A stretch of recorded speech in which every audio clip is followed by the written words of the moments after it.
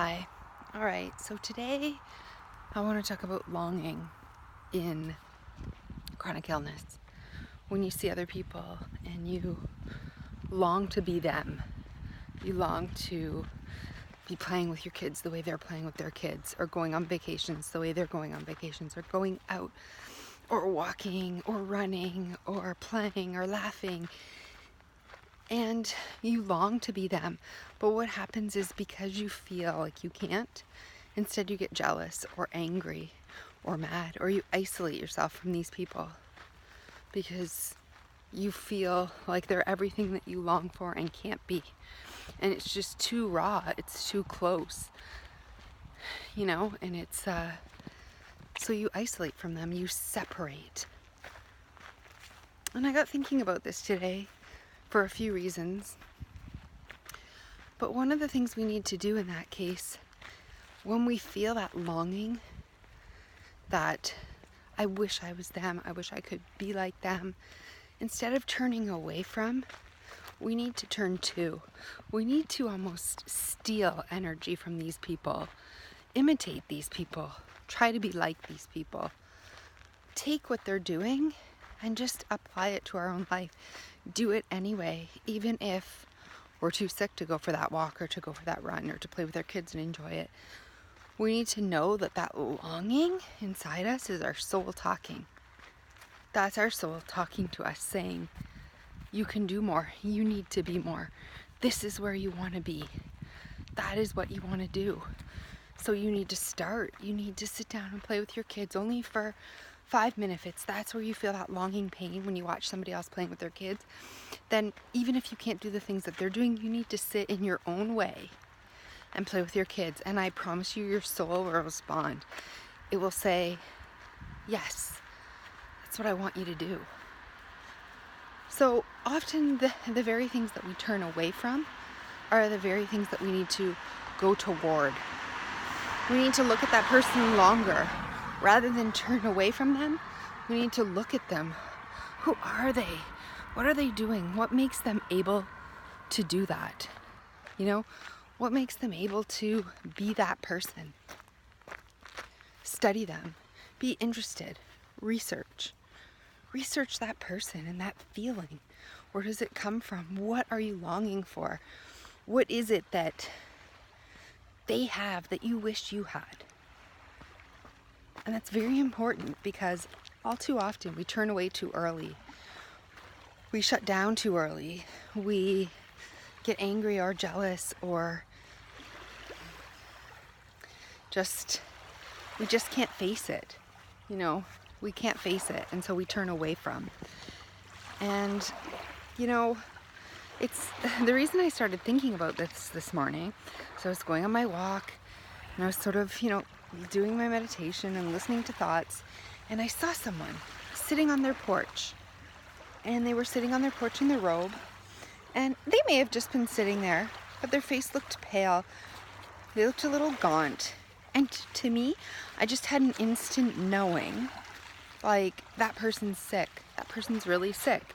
Maybe that person has cancer. Maybe that person has something, and that person can't walk the way I'm walking. Maybe they're looking at me and they're jealous of me.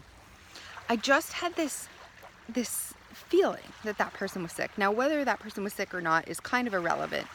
But when you are ill, when you look at someone's soul, you can kind of connect, like, yes, I know you're sick, or I feel your pain.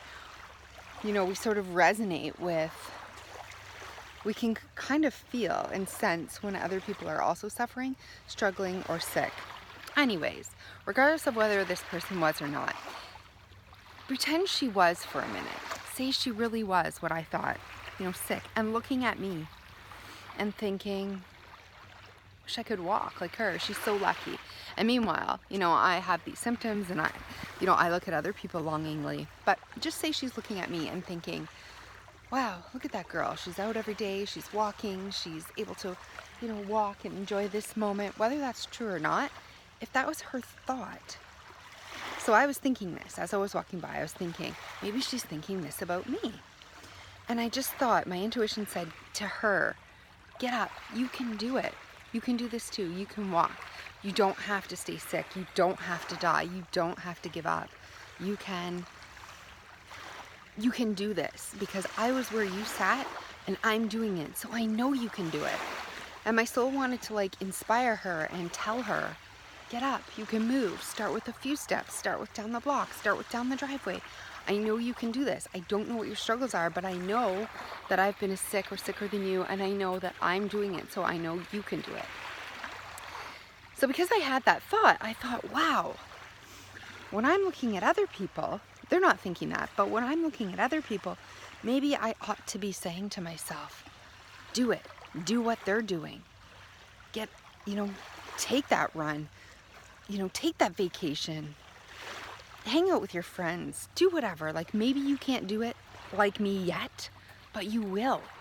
So almost like a future soul telling this soul right now, if that's what you want, you can do it, but you have to start small. Don't turn away from me. Like, my future soul or this other person that I see is sort of like, it's a soul, it's a mirror of what I want, and it hurts to look at them. But rather than let myself feel that hurt, if I say, wow, that's just another soul showing me what I can have, reflecting back to me. And rather than turn away, if I turn towards and I really examine it and hear what my soul is telling me, which is, that's what you want. Go for it. Don't give up. Try. Start small. Build a program. Build a routine around it. You'll be happy if you do this, because right now you're sad because you don't have it. So that is the way that you can hear your soul. So today I want you to, when you come up against things that people that make you turn away, that make you long or are sad, or feel that jealousy or longing or wanting what they have, try to notice whenever you feel that all day, because it's a whisper. Your soul is showing you. It's showing you that's what you want. That's your desire. That's your innermost heart. And so if that is your innermost heart, turn toward it. Start to work toward it. Start to become it.